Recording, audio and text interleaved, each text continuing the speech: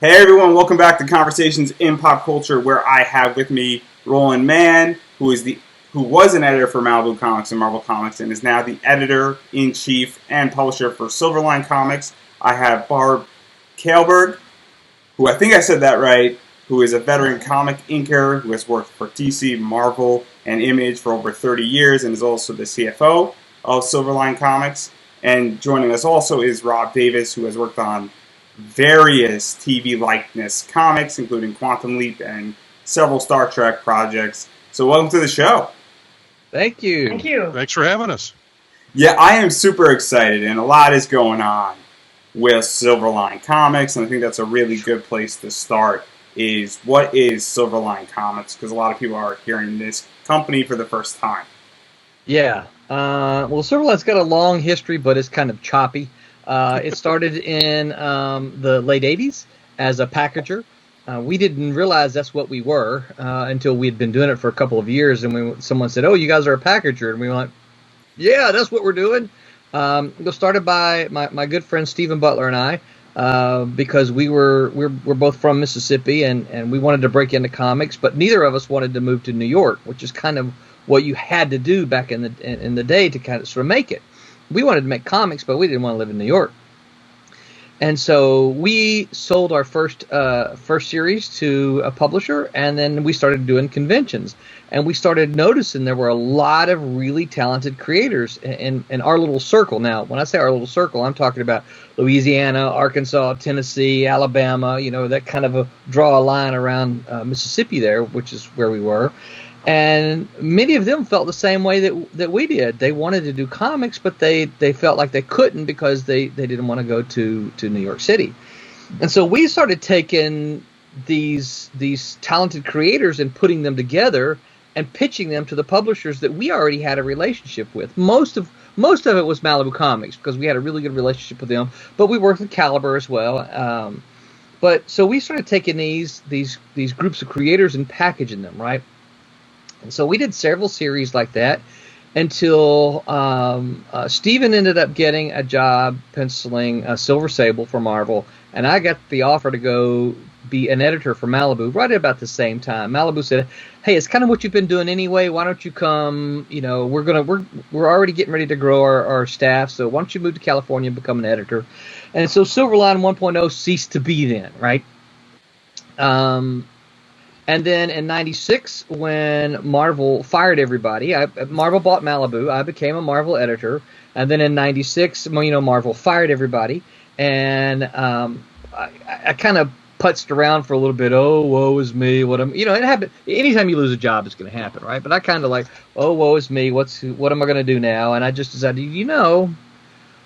I did Silverline as a packager. Now I know how to get this stuff published. So I'm just going to go be a small press publisher.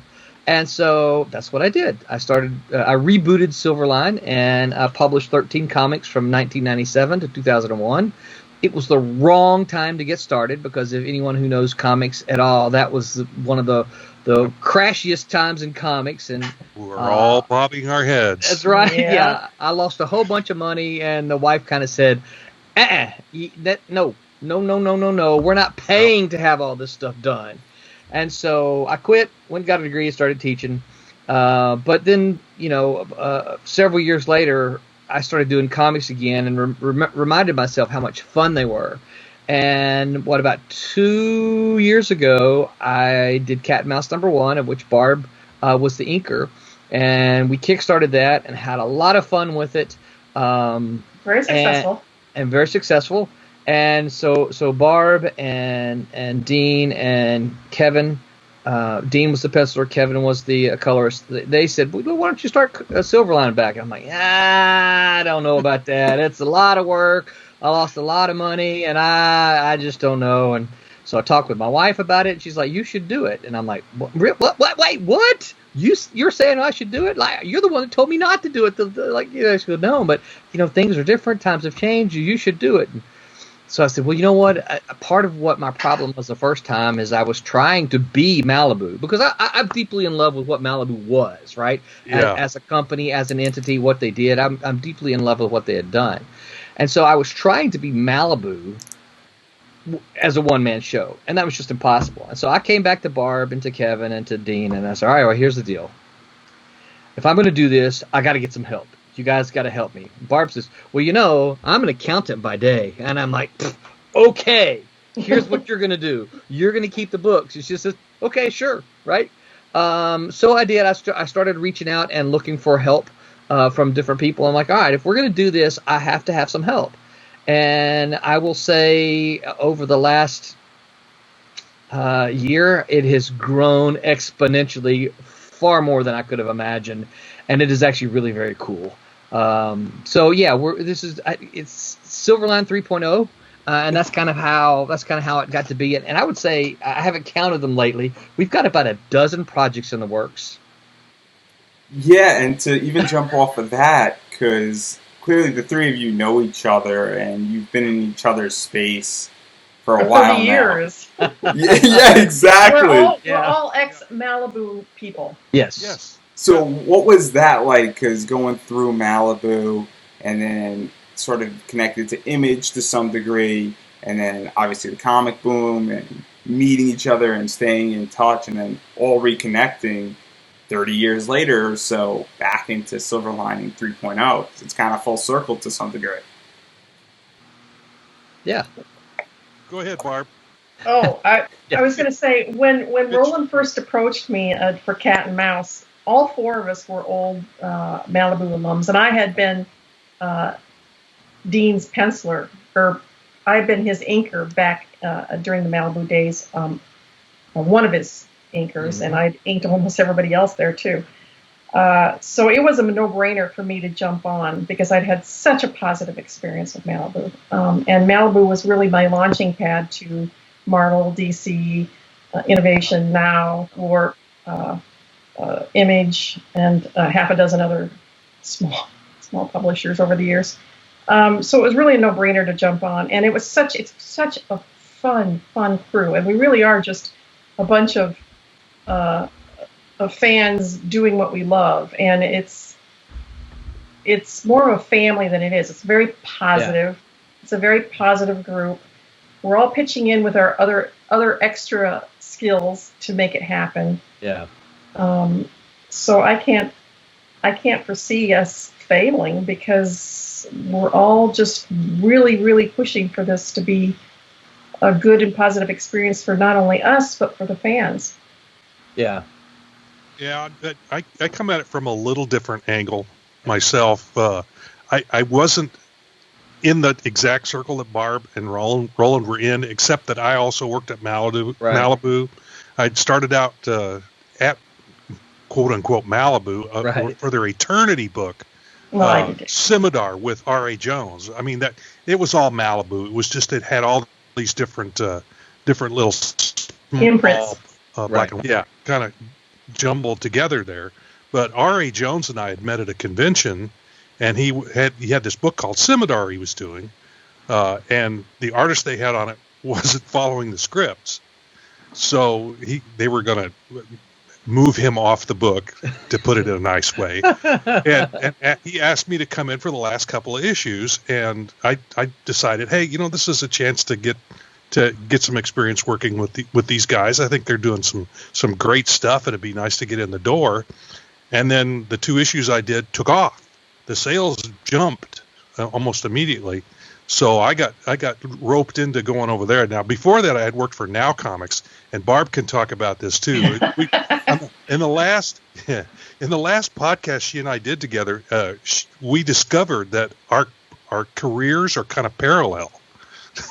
We've worked for some of the same companies at the same time. I mean, she was over here and I was over here, but we were both kind of working for the same people. I worked for Now Comics, and I like to jokingly say that Now Comics was the place where everyone who wants to get into comics in the worst way goes. Yeah, they still owe me my last paycheck. I thought that was Kamiko. I never worked for Kamiko, so I can't speak to that one. But to Now Comics, I can. I had to threaten a lawsuit in order to get my last paycheck.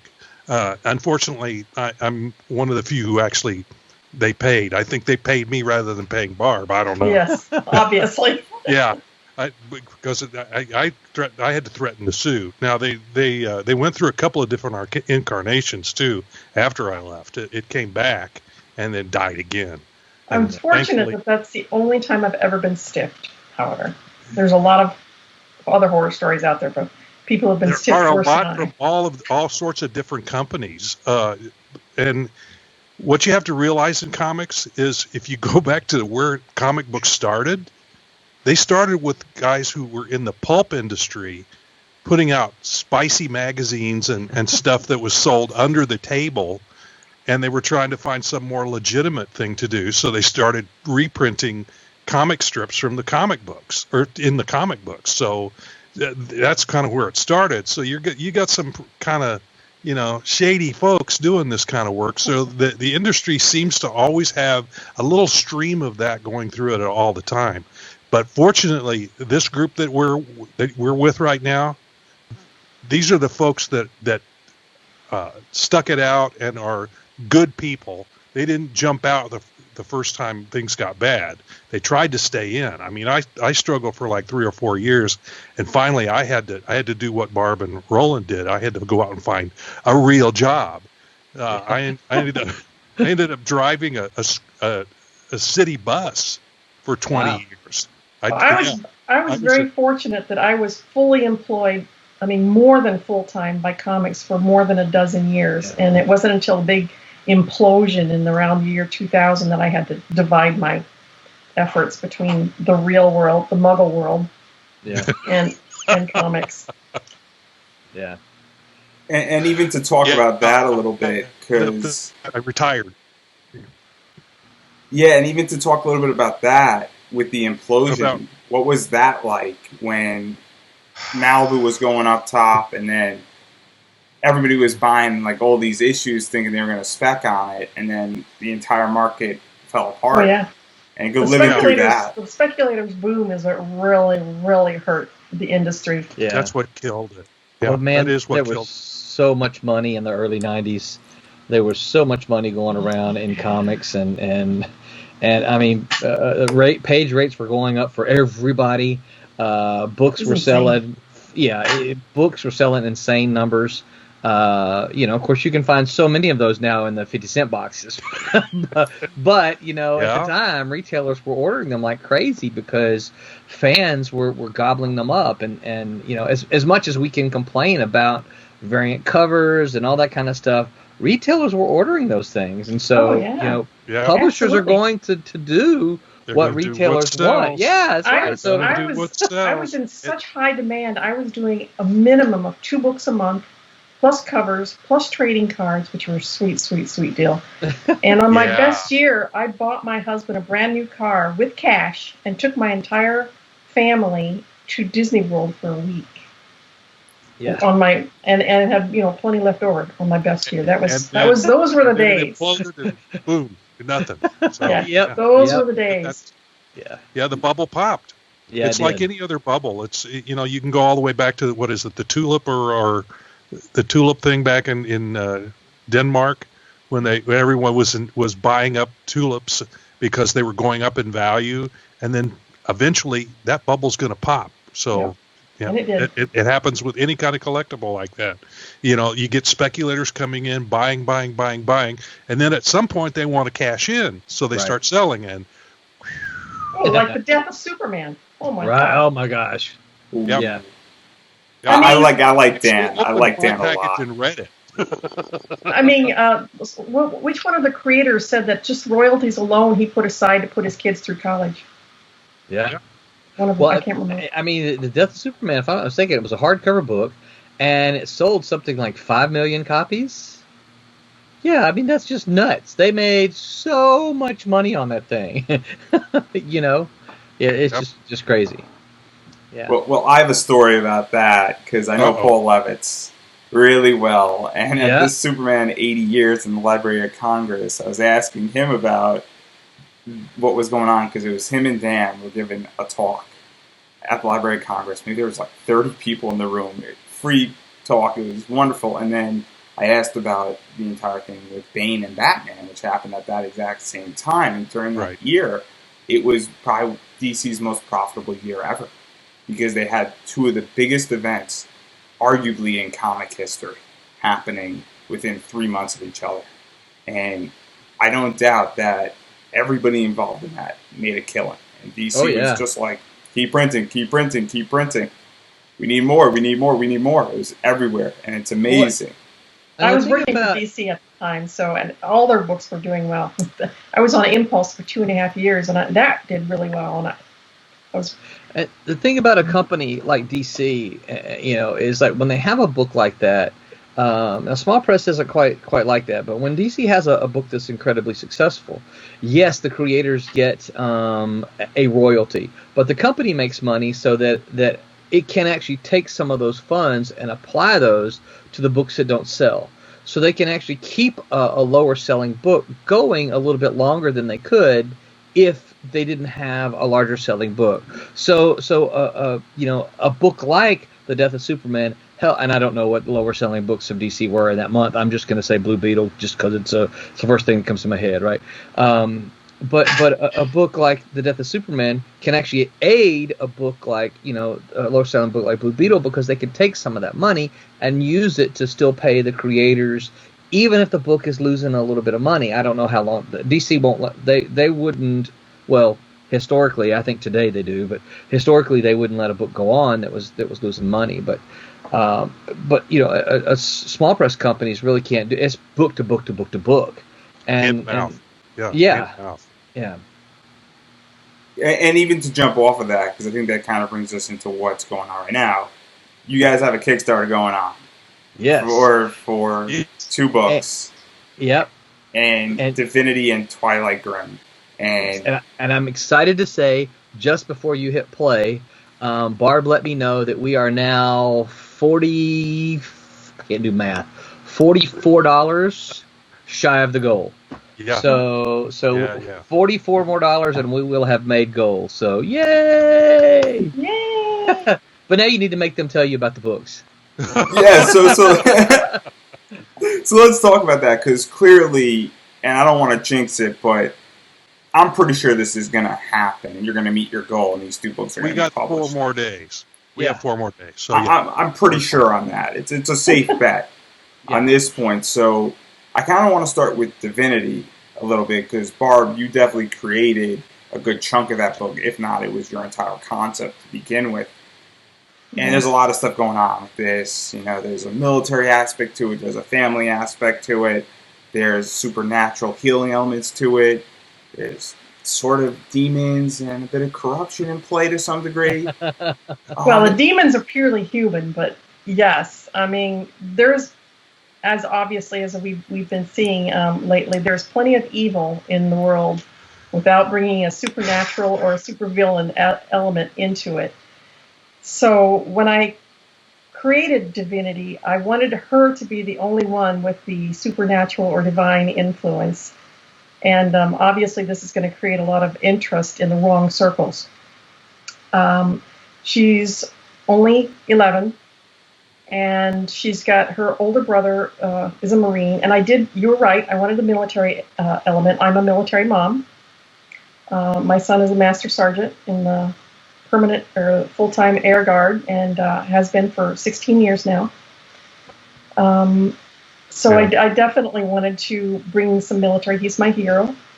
So she's got a 24-year-old Marine brother who has to take a hardship leave because their parents are killed, and has to come back. Now, I don't know if you've ever had girls or have children, but having a tween is not a fun experience. And you get a Marine and a tween, it's going to cause a lot of interesting subplot there. Having a daughter and a son, yeah. Yes. And same.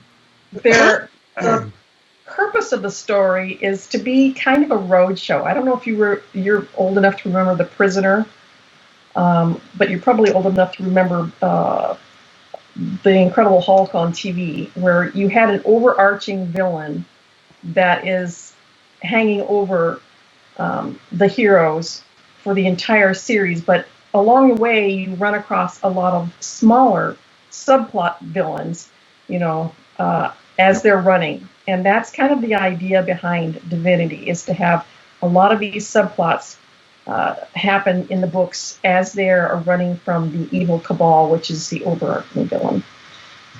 So I wanted it to be entertaining. I wanted it to have adventure, but I also wanted it to have a family element where they're learning how to become a family.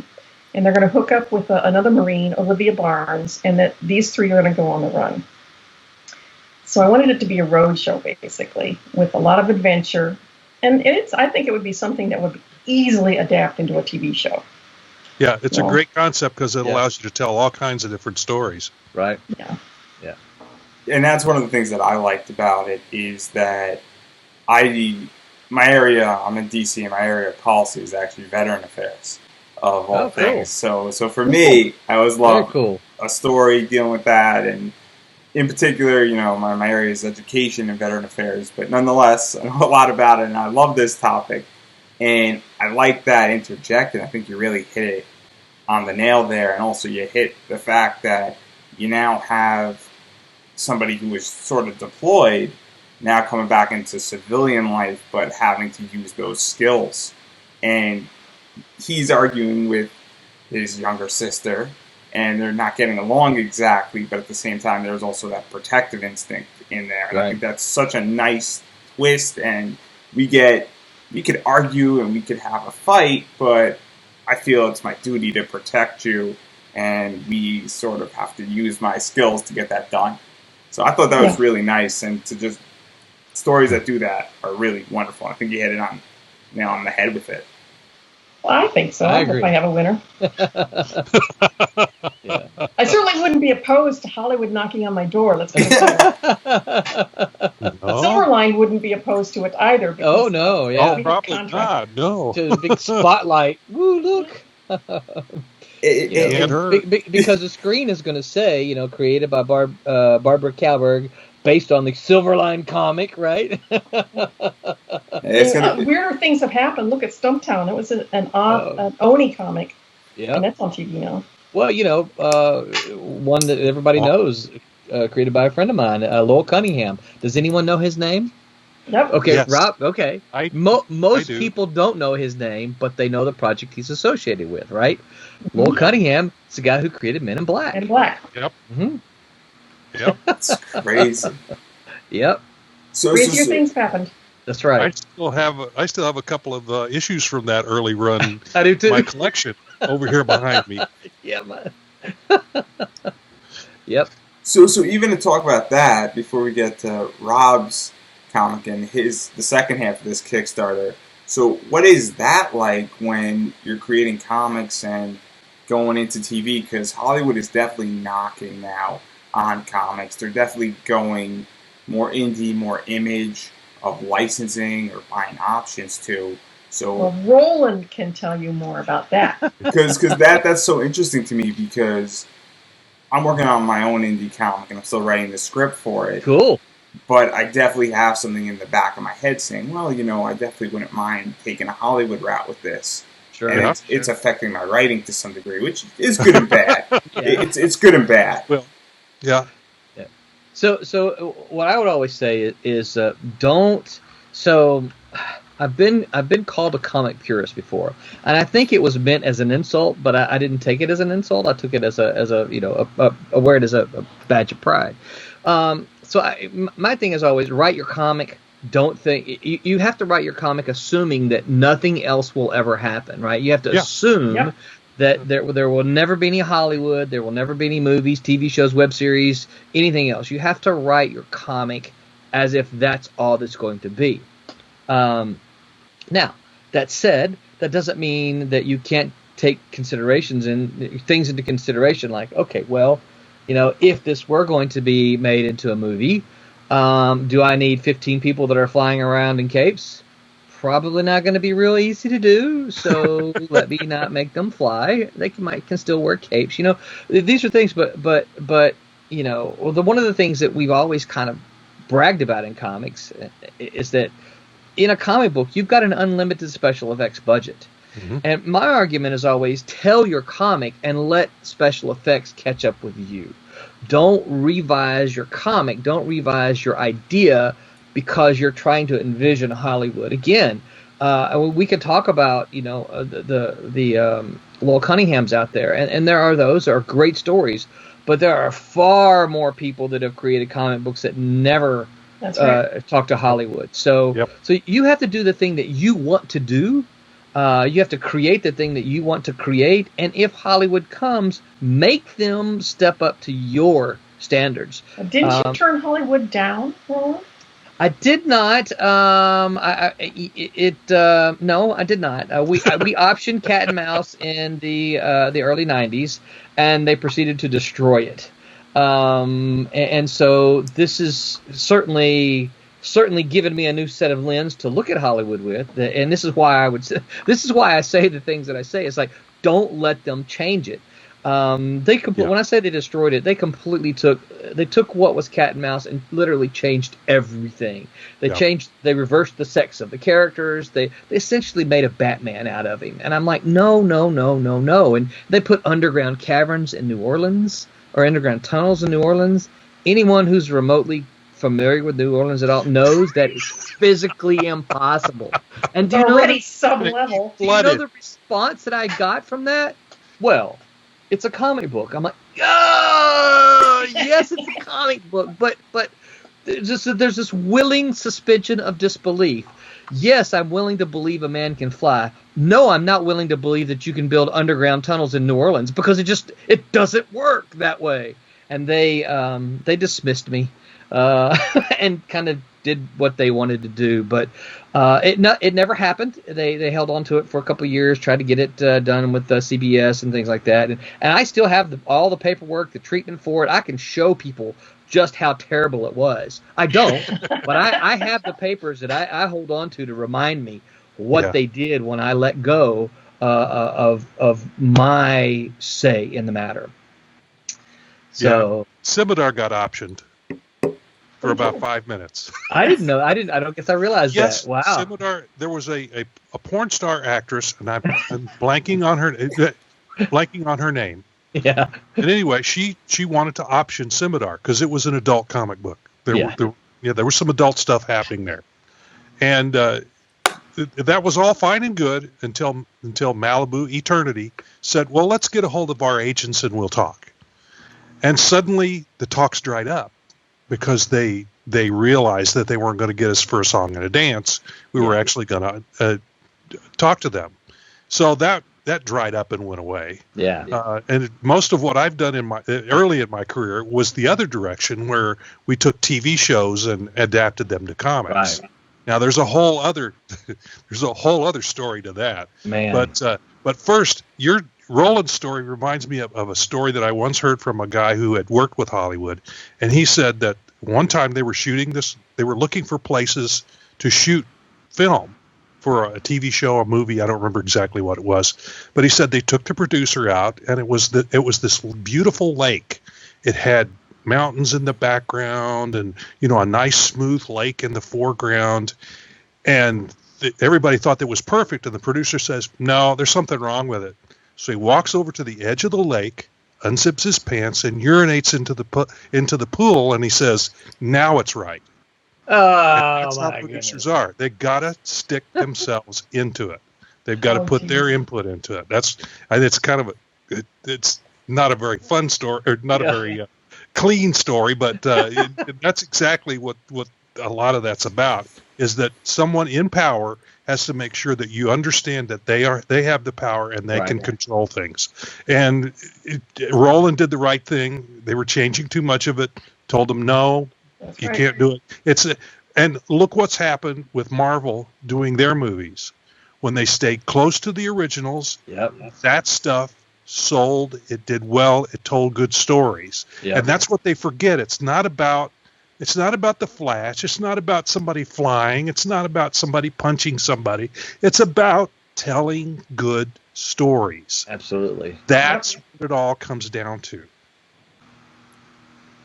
Yeah, and even to stick with that, because I do want to get back to this Kickstarter, at least the second half of it, because we are like $40 away from it being fully funded here. And Rob, you worked on Twilight Grim, which that's getting back with my old buddy R.A. Jones. Yep. The guy that I did Scimitar with. Now, so can I prep him? Can I prep Rob? Go ahead. Yeah. So the way this happened is that after we had done Cat and Mouse, and after Barb and Dean and Kevin and my wife was like, yeah, you got to make it happen. I started thinking, okay, well, if we're going to do this, we need some more books, right? And so who do I like to work with? R.A. Jones. One of the first. R.A. Jones and Sid Williams are the two writers that immediately popped to my mind, right?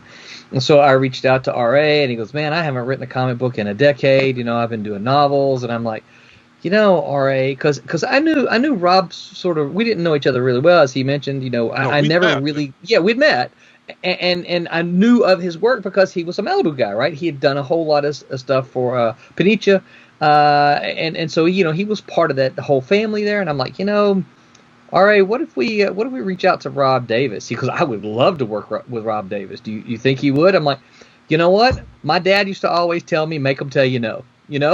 And so I just dropped Rob a message and I said, hey, I got some stories from RA. You interested? He goes, let me see what you got. and so I sent him the things, and he goes, I would love to work with RA. Any of these are fine. And then he asked me, which one do you prefer? Right, and so I looked him over, and I'm going, okay, this one, no. What was it, like four different ideas I think he pitched out? Yeah. They were all great. Yep. But I was thinking, well, this one's it's got vampires in it. It's just all the elements that it had. I'm going, this is something I think could be a lot of fun to tell at this point in time. I think people are kind of interested in the whole supernatural thing. Vampires are pretty hot right now. As long as they don't glitter. But anyway, all the ideas were great. But this one kind of it scratched an itch that I had, and I've been wanting to. I have been working for the last 10, 15 years now as a partner with Ron Fortier, another great guy. He wrote the Green Hornet, which was his big thing for Now Comics back in the 80s and 90s. But anyway, he and I are partnered up, and we created a company called Airship 27. And what we do is take public domain pulp characters from the 20s and 30s and do new stories about them, either in anthologies or novels. And we've been printing books that way. You can do that now with print on demand and Amazon, and there's no money you have to put into it up front. So, it's kind of a no-brainer. It's a no-brainer, right? Yeah. If you've got the skills and it's something you want to do, you can make a little money on it, and it makes a little money. And I'm essentially a retired bus supervisor now, so I've got a steady income. And Ron is a retired. He worked for GE for many years, and he's been retired with them for a long time. So we both got steady incomes already, and we've got all these contacts in the industry. So we started doing this. And now I'm losing track of where I was going with all this. But anyway, that's what I've been doing for the last 10, 15 years. But I emailed you. I was starting to get the itch to do some comic books. Now, Ron and I actually, what got us together was we worked on a book called Daughter of Dracula, which is the concept is that what if during World War I, Dracula's daughter met the Red Baron and had a mad love affair, and then, of course, the Red Baron dies in a crime. He gets shot down. So what happens after that? So we put together a graphic novel. Ended up being 112 pages. And when Ron approached me with this, I was kind of interested in doing it, but I wasn't sure this was what I wanted to do. I liked what he pitched at me, but he said, "Are you interested in doing this?" And to kind of put him off, because I thought I really didn't have time at the time, I said, "Well, the best I can do is 1 page a week," figuring he'd say no. I was wrong. He said yes. So, and me being the kind of guy I am, I agreed I'd do it, and I agreed I'd do page a week. So for the next 2 years, I put out a page a week, pencil, inked, and lettered it. And we put it together, and then we sent it out. And like I said, it took 2 years. Then we sent it out to different publishers, and no one knew what to do with it. No one was touching it. But by the time we had finally gone the whole circle, I finally said, to hell with this. You can now go print on demand. Yep. Found Kablam, which is who we're doing our books with now for Silverline, and had them publish it. I printed it, and Ron and I both go to conventions every year, and we sell at least a handful of copies at every show we go to. But it's not out there. It's not out there in the general populace. But it was an idea no one knew how to promote or even what they were going to do with it. Yeah. And we took it, and now we can sell it. When we explain what it's all about, people will pick it up. They'll look at it. It's got a stellar cover. We had it artist for us. So that's, you got to have a little come on to get people to look at it. But in any case, we put that together, and the little light bulb went off, and that's when we started doing this whole Airship 27 thing. And I put together a little company I call Redbud Studio Comics, where I do some of the self-published things that I want to do. And Ron and Gary Kato from Hawaii also have a character called Mr. Jigsaw, and I'm essentially their publisher now. In fact, I just sent another one off to Kablam this week, but we're up to 17 issues of it now. And so I make absolutely nothing on the book. I sell a few copies at conventions. Ron and Gary are the ones that make money off of it. But I'm essentially their publisher because I package it all together and send it off to Kablam. But this is a super time to be in comics because you don't have to depend on the big guys anymore. I have very, very, very strong feelings that indie comics are the wave of the future. They are absolutely the wave of the future. Self-publishing is now here. You don't make a lot on each and every copy, but the thing is, the money you put into it, you get it. You take it. You're selling it at conventions. You're selling it personally. Now, at Kablam, they also have what's called Indie Planet, and people will buy either a digital copy or order a physical copy of it. But the real money to be made here is selling them at conventions. Yeah. You pay a minimum amount for the comics. You take them with you to a show, and you sell them. So it comes down to more of a transaction between the creator and the reader. Yeah. It brings them a lot closer together. I've actually you walk into a convention, here's this guy's got his comic books out on the table. You walk up, you talk to him, you find out what the story's about. You find out what he or she is about. And you go, well, I really like this idea. I like this creator. I'm going to buy a book from them. Mm-hmm. So, but this is the absolute best time in history for creators who are dedicated and really work hard at this to actually tell stories that couldn't be told any other way. Yeah. Take your Daughter of Dracula that you can't sell to DC, you can't sell it to Marvel, you can't sell it to Image, you can't sell it to IDW, you can't sell it to anybody, but you can put it together yourself and you'll sell copies at the table. Yeah. Perfect time. Yep. And even to talk about this, because we're starting to see now a lot of even the people from DC and Marvel now launching projects on Kickstarter. Yeah. We're seeing a lot more, and creator-owned and new concepts and concepts that are risky. And so I'm actually curious with all three of you, because you've been in the industry probably collectively for over 90 years at this point, to some degree. We heard it.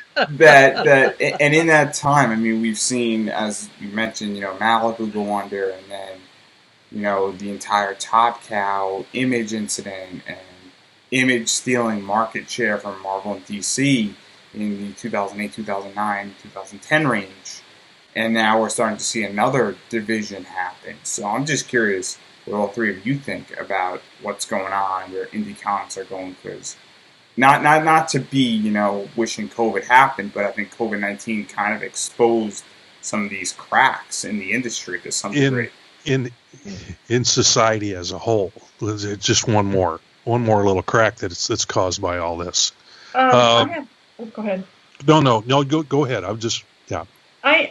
I think that, I mean, as much as I love DC for their many years of employment, and I worked on 2 or 3 different series for them for a long period of time, and much as I'm a Marvel girl who loves the Avengers and Iron Man, they're retelling the same stories, basically. It's getting stale. Right, exactly. You can only have the origin story restarted so many times. You can only tell so many stories about a character that's been around for 45, 50 years. People are getting tired and bored of the same, and they're also owned by very large corporations, so they can't push the envelope too far, because then they run the risk of pissing off their overlords. So you look at these indie comics publishers, and they are coming up with fantastic, fresh stories that are attention grabbing, and they're hitting a market that we didn't know we wanted. They're tickling a bone that we didn't know needed tickled. And I think more and more people are beginning to realize that they're finding more satisfying reading in the indies than they were with the big 2. Yeah. Agreed. Enough said. I agree with everything she said. And I think to even take it further, I think that I think, and I still have, like the 2 of them, I still have friends at Marvel and DC, so I try not to come over as too condemning, but I think Marvel and DC have lost their way, and they don't know what they're doing anymore. And as Barb said, you can only retell the story so many times. Well, that includes doing things like, well, let's just make the character black, or let's make the character female. It's like, okay, you know what? You're not really gay. Yeah, let's make them gay. You're not really doing anything to the character, but screwing up that character. Give me something new. In my lifetime as a collector, I've never known a time when readers weren't willing to try something new. Okay, does that mean they're all the new things had staying power? No, you still had to tell a good story. Some of them stuck around, some of them didn't. But readers were willing to try something new along with the older stuff. And I think Marvel, I'm more in, I guess just because it's Marvel and all the movies, I see more about Marvel than I do about DC. I just think that it's almost like they've said, we hear you, reader, but we don't care. And we're going to do what we want to do anyway. And so readers have just said, fine, you know what? There's these Kickstarters over here. There's these independent books over here. You go ahead and do that, and I'm going to go read this stuff over here, which is new to me because I've never heard of Divinity. What the heck is a Divinity? What's a Twilight Grim? Now, for me, Divinity is candy. My grandmother used to make Divinity. Yes, my mom did too. Yeah. So these readers are like, you can give me the X-Men for the 20th time and make them all, as you say, cool and hip. They're really not. I don't know what this Divinity is. I don't know what this Twilight Grim thing is with vampires. I want to check it out. Now, it's on us then, of course, to deliver, right? If we can get them to check out that first issue, it's on us then to bring them back. And, of course, I believe that we can do it, but we're giving them something new and something different, something that they haven't seen before. Good stories, and so... Yeah, that coupled with what Rob was talking about earlier, coupled with the idea that technology has gotten us to a place where okay, so when Silverline 2.0 happened in the late 90s, okay, when I... Uh-oh. Do we lose one? Yeah, looks like we lost Roland. Oh, no. Did he freeze or is he coming back? Hello. Can you hear me? Can you hear me? I can still hear you. Okay. Weird. I could still hear everything you were saying. You were like, "Did we lose Roland?" I'm like, "Ah." Yeah. There he goes again. There you froze again. You might be having some bandwidth problems where you are. Because you froze. You're like this frozen monster on the screen. See, live We'll have to is edit never this dull. out. It's never No. dull. It's never dull. No. Live. That's why I like doing this now. Yeah, we're kind of on the cutting edge here, but yeah, maybe while we're waiting for Roland to catch up with us, maybe I could talk a little bit more about what Twilight Grim is about. Yeah, we probably should. I've just talked about that it's vampires. There he is. He kind of came back for a second, but anyway, yeah, Twilight Grim is essentially. Oh, there he is. Twilight Grim is this. The story is about a society that gets split. We have a society, a city in which there's the rich side of town and then there's the poor side of town. Berlin. And the vampires essentially live on the poor side of town. And there's this big battle, and they finally decide that they're going to call a truce. So they put this huge wall. Build the wall. Gosh, where's that wall? They're going to put a wall down the middle of the city. And they're going to keep the vampires and the low-income folks on one side, and the rich folks are going to live on the other side. This story starts with a young woman who has been caught doing some sort of crime. I'm blanking on exactly what she did. She either robbed somebody or did something. But anyway, she got caught by the police, and the judge has told them to put her in the bad side of the city. So she's thrown, just as the sun is going down and the vampires are coming out, this young girl is thrown into the bad side of town. And this is where we're introduced to the character Twilight Grim, who is the Avenger running around on the bad side of town, killing the vampires and protecting the underprivileged and the other folks, the humans that live on that side of the city. And then the story kind of evolves from there. We start learning more about all the characters and such. And then toward the end of this first issue, we find, after we've kind of learned what's going on, we've been introduced to all the characters, we find out that the truce between the good side and the bad side is breaking down. And that sets us up for continuing the story later on. Yeah. But that's Twilight Grim. And make no mistake, this is a fictional story, right? It has vampires in it. But if you want to draw parallels to stuff, that's fine. That's fine. It is a work of fiction, though. So yes. And all the books are finished. That's one of the things that Silverline does. We do not kickstart a book before it's finished. So basically, all you're doing is buying the book. Yeah. Yeah. And part of the reason we did that, is that we've seen the crowdfunders. We've watched the crowdfunders. I mean, obviously, if we're going to do this, we need to pay attention to what's going on, right?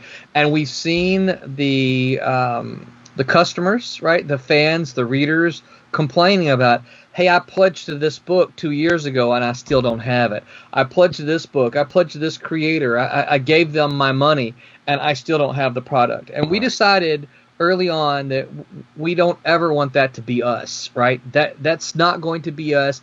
If you're going to complain about Silverline, it's going to be something else because you just didn't like the story or whatever. But it's not because we didn't deliver the product.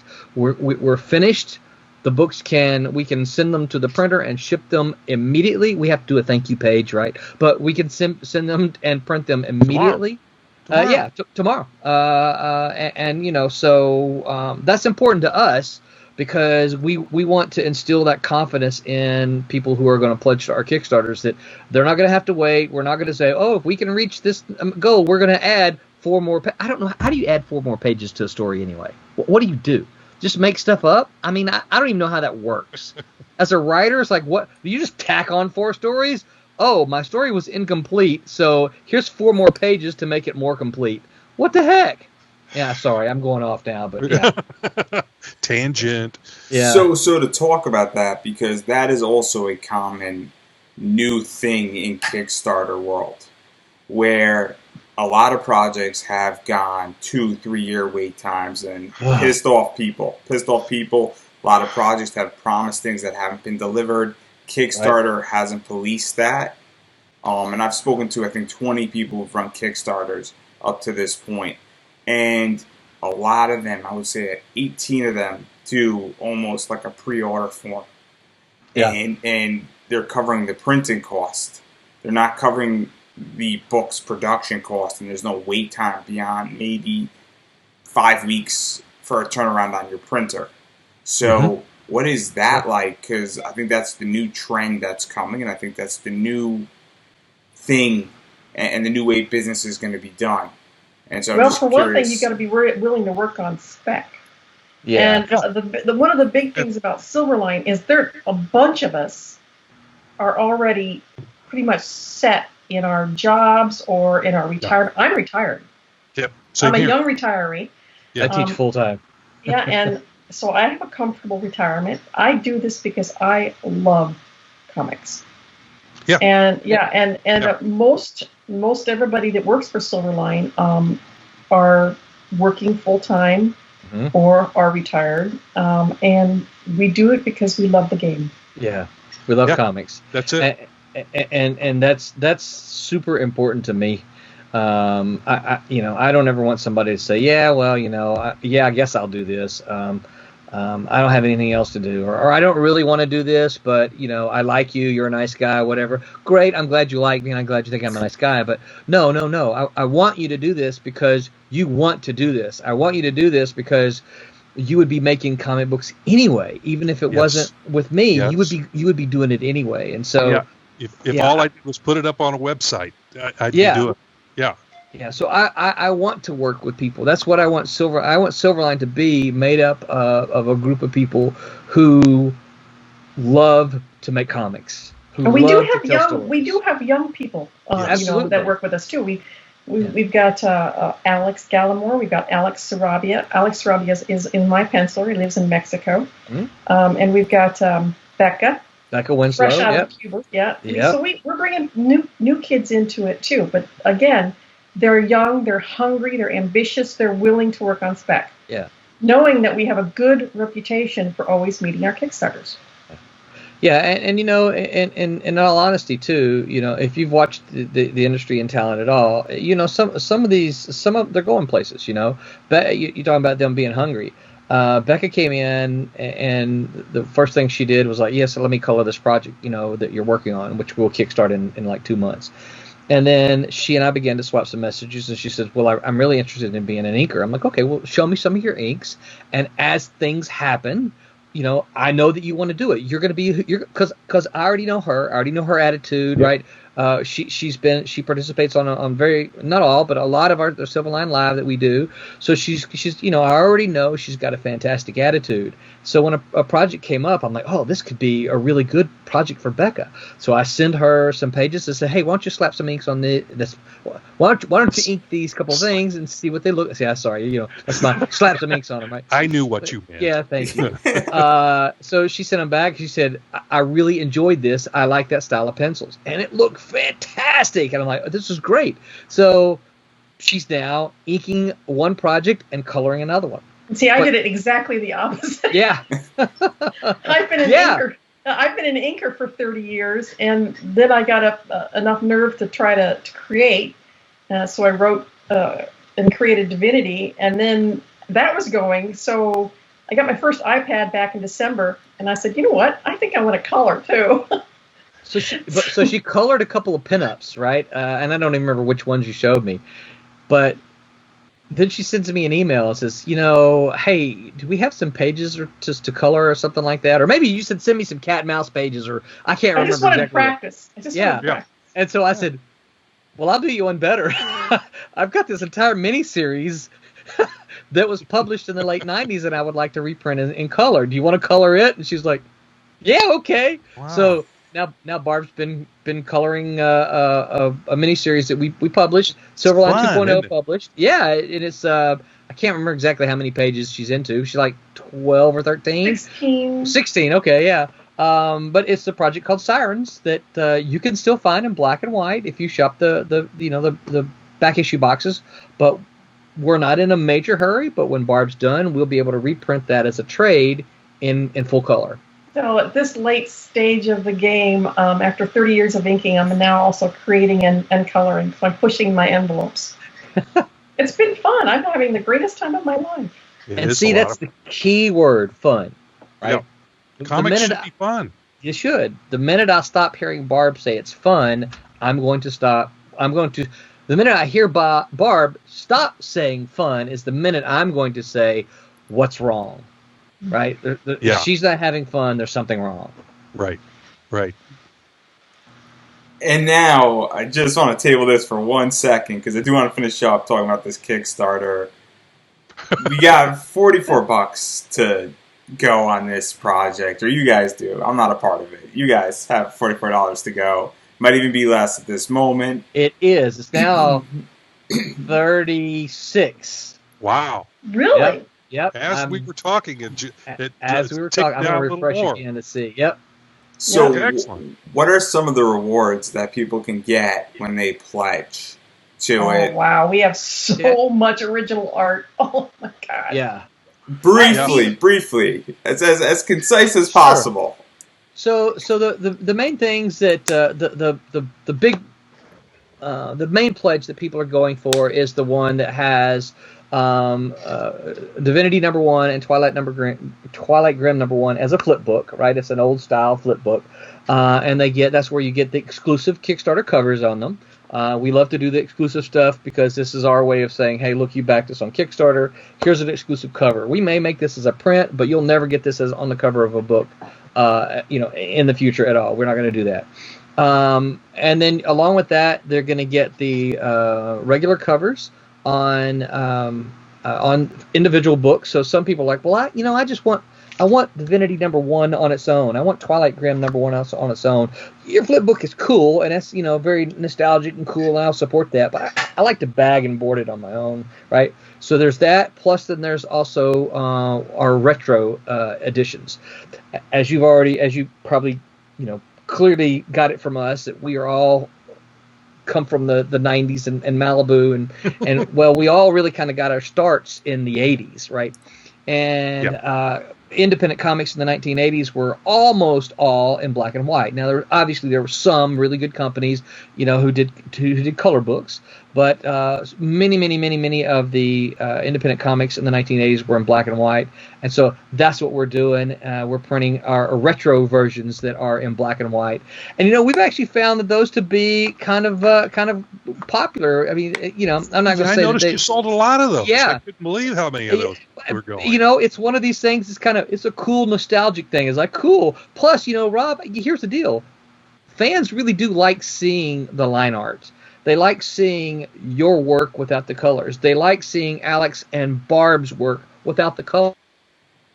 That's why the original art sells, and he froze up again. It looks like, but anyway. Yeah, that may have already sold. One of your pages sold today, Rob. Did it? This was the one that was still left, and it's kind of out of focus because of the special effect here. But that page, I know this one was still available earlier today. So if that one's sold, that's cool. But it's still in my studio. It's ready to be sent out whenever that person who purchased it wants it. Right. So, but that's one's back. Are you back, Roland? I don't know. It rained here today, and so we have internet issues, and I don't know. Yeah. Well, the rain that came through here probably headed your way. I don't know. We also have a lot of original art for sale. We have art by Rob, and we have the pencils by Alex Sarabia for Divinity. I think we've sold may have sold all the Divinity inks. Yeah, but I think so. I contributed some mainstream stuff, Captain Marvel, Deadpool. Nice pieces. Oh, thank you. Captain America with Spider-Man. I love that one. Oh, you can buy it. It's for sale. Is it still available? It is still available. That one is. Deadpool went. But we have some of that. We've got some colored pages that Steve Matson did for Marvel. I can't remember the name of the series that he did. There was some DC stuff in there too, wasn't there? I remember seeing a couple of color pieces for DC. Yeah, he hand colors it. We lost Roland altogether. Yeah, he probably maybe trying to come back in. Steve hand colored Divinity. That I had to lure him back into the industry because he had pretty much retired. And when I went to him and said, "Would you color Divinity?" He goes, "Well, I never kept up on Photoshop, so I'm really not doing the industry anymore. I mean, he did so much work for Marvel and DC, and he did Boris the Bear. I said, so hand color it. You know how special that is these days? No, nobody does hand coloring almost anymore. So well, you can just scan it in anymore. You can do it that way, and then just scan. That's the same way that the pencils and inks are done on the work that I work on. A lot of the newer artists are working directly to digital. They're drawing it and inking it right in the computer screen. So we're still old fashioned here. I still got to have that paper that my pencil scratches against. I don't know how you feel about ink. I guess there is one inked page of Divinity left. There's a whole bunch of penciled pages of Divinity left. I did some. I've Danger Trail. That's it. Yeah, that's the one I was thinking. Danger Trail original art colors from DC. Right. So there's a lot of original art left, and we have levels as low as. What is the lowest level we have? $4 for a PDF. I mean, how can you go wrong? You know, it's a no-brainer. Yep. So I highly encourage people to take a look for it. If you can't find the link, all you have to do really is Google a Silverline double feature and Kickstarter, and you're bound to come up with it. Or check our Facebook pages. I know I've posted mine every couple of days. Posted the link so that people will see it. I'm sure Barb and Roland both have been posting it, and then fortunately that gets shared by your friends, and it kind of coasts out there. That's what's great about today too, is we've got these social media places where I can post it once and it'll just turn into a tree growing out all through the internet. So. I post 2 or 3 times a day about it, and since I'm the only Barbara Kailberg on the internet, it's not exactly hard to find me. My posts are public on Facebook. Yeah, there's actually another Rob Davis. There's a British.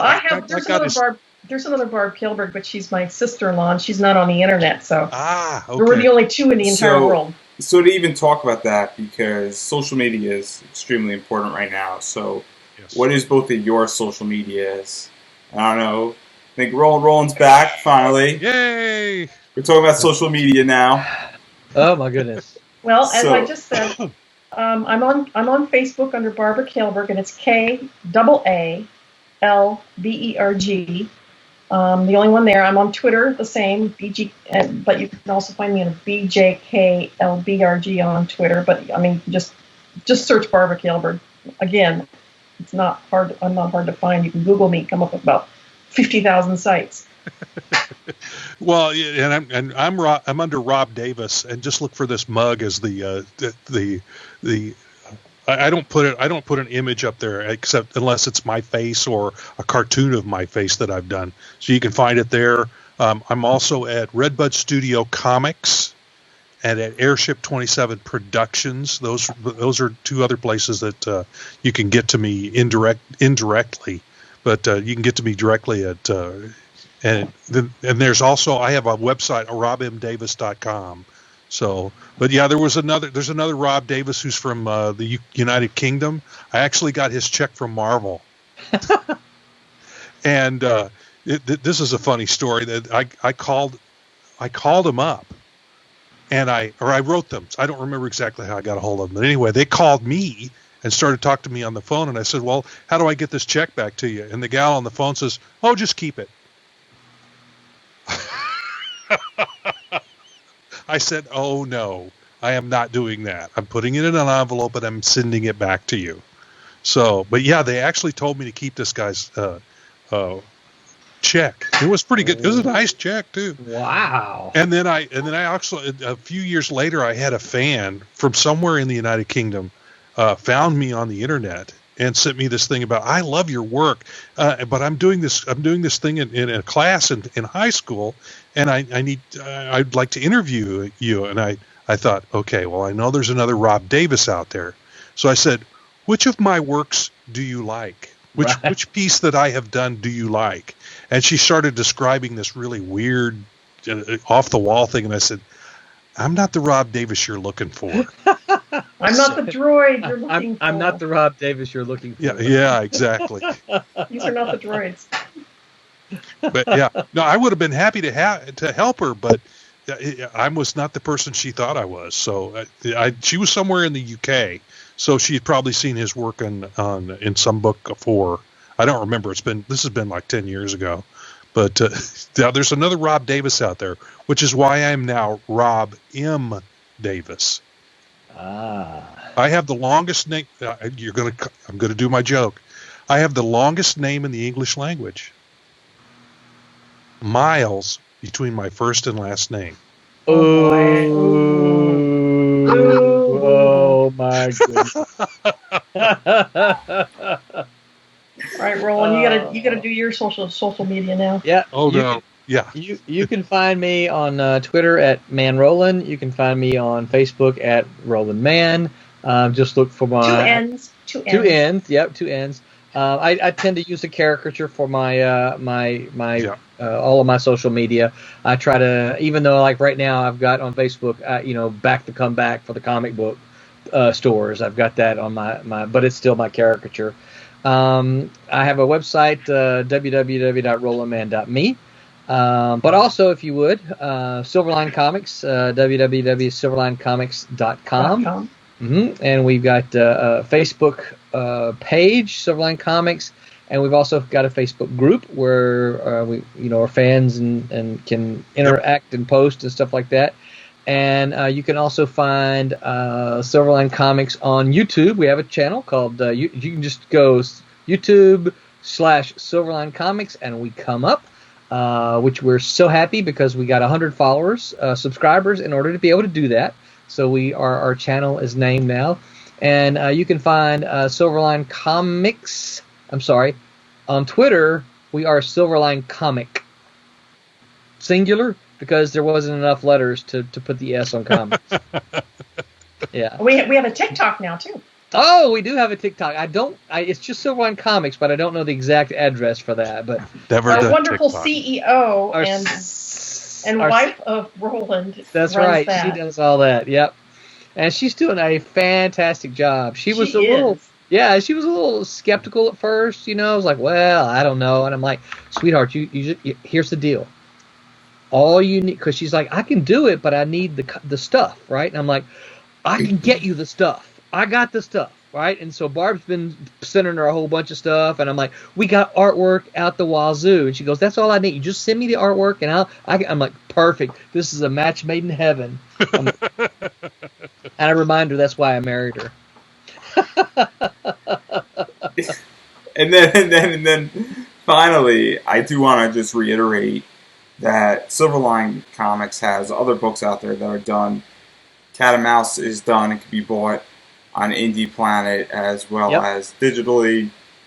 I don't know where else it can be found, but I know the first 2 issues of that are out, and I'm assuming more are going to come sooner rather than later. I'm working on issue 3 now.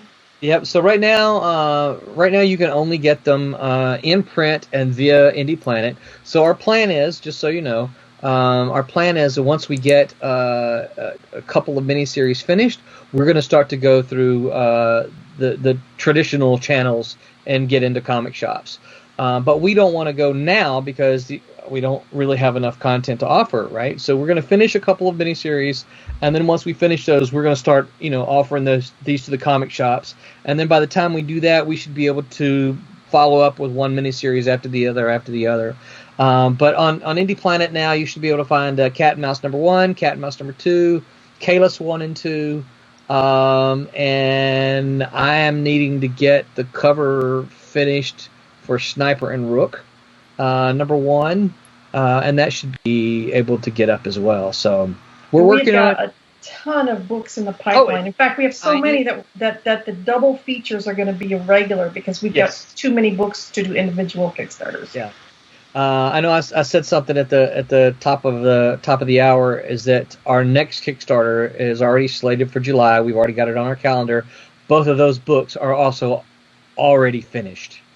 I could, just like Twilight Grim and Divinity, I could print those out tomorrow and ship them. Yeah, I'm almost done with issue 2 of Twilight Grim. I'm like 3-4 pages away from finishing. Wow. So see, this is, to me, this is one of the exciting things, is because it is something everybody enjoys doing. They're like I said, they do it anyway, right? And so we haven't even shipped Twilight Grim #1 yet, and Rob's almost finished with #2. Yep. So, I mean, there are people who are going to come after him. Obviously, we got to get it lettered and we got to get it colored, but still, I mean, it's an assembly line that's moving. It's steadily moving. That's what I like. As long as we're not Lucy trying to eat all the bonbons as they come down the. That's true. I'm not even old enough to know that, and I do know it, which is really bad. You know the meme. You know the meme Oh. where she and Ethel are eating the bonbons because they can't keep up with putting them in the box. It's my mom's favorite episode, and on her birthday we used to watch it all the time and eat hamburgers, and I just know the episode, and I know I Love Lucy better than so many people. I'm 27, which is even worse at this point, but I digress. God, you're less than half my age.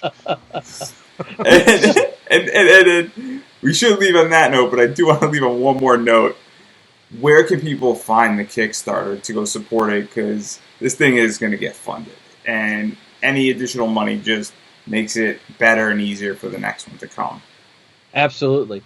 So they can go in and search for a couple of different things. If they use the search function on Kickstarter, they can search for Silverline Double Feature. They can search for Divinity. They can search for Twilight Grim. Or if you want the actual Kickstarter address, it's kickstarter.com/projects/RolandMan/Silverline Double Feature 1. And no spaces or underscores or anything like that. So yeah, I'll send you the link. And I'll put a link down in the comment section for everybody to check it out, click on it, make it easy, as this thing is going to be shared all over. And I'd just like to thank all three of you, because this was fun, and I like hanging out with people who are sort of legends and been in the industry a lot older than me, because I have a soft spot for people who are not the new kids on the block, but are kind of on forefronting it. So thank you for being on. Yeah. Well, thank you for having us. Yeah, exactly. Because I love going to conventions, but I can't go to any conventions right now. I know. They're all shut down. So that's why I gave some of my art. I gave some of my artwork to the Kickstarter, because it's just sitting in my portfolio. I'm like, well, I had all this stuff I was going to sell this year, and all my conventions have been canceled. Yeah. So. Well, on that note, I still want to thank all of you. So thank you so much, and thank you. Definitely really enjoyed this conversation. For those who are listening and watched it all the way through, or jumped in and watched it towards whatever, I absolutely appreciate it. Definitely go support this project. Look out in July, follow, because I think you can still do that on Kickstarter, and you'll be notified of projects. And one of the things that I do want to make clear is that right now, if you're taking care of your family, the world has considerably in the last 90 days gotten a lot tougher for everybody out there. And if you're taking care of your family and you can't afford right now to go support a Kickstarter, don't put yourself in harm's way or your family into harm's way. Rather, if you have internet and electricity, there's no excuse now not to follow anybody on social media. Yeah. And they all gave their links. So you can support that, engaging, liking, sharing it. It is so helpful in everything that's being done. And again, if you don't have internet or electricity, that's the only excuse now. Well, they're not seeing us anyway. So. Right, yeah.